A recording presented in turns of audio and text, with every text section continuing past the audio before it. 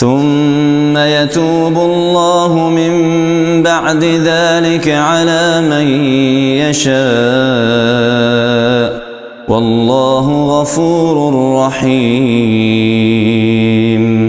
يا أيها الذين آمنوا إنما المشركون نجس فلا يقربوا المسجد الحرام بعد عامهم هذا وإن خفتم عيلة فسوف يغنيكم الله من فضله إن شاء إن الله عليم حكيم. قاتلوا الذين لا يؤمنون بالله ولا باليوم الآخر ولا يحرمون ما حرم الله ورسوله ولا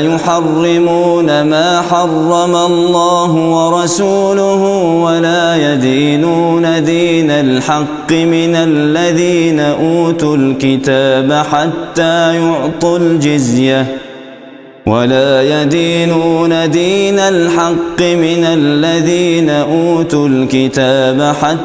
يعطوا الجزية عن يد وهم صاغرون.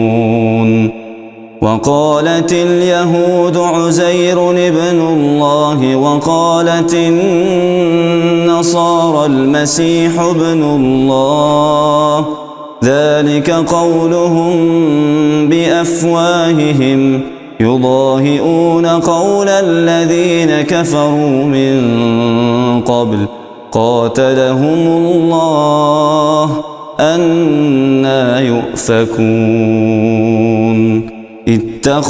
اتخذوا أحبارهم ورهبانهم أربابا من دون الله والمسيح ابن مريم وما أمروا إلا ليعبدوا إلها واحدا لا إله إلا هو سبحانه عما يشركون.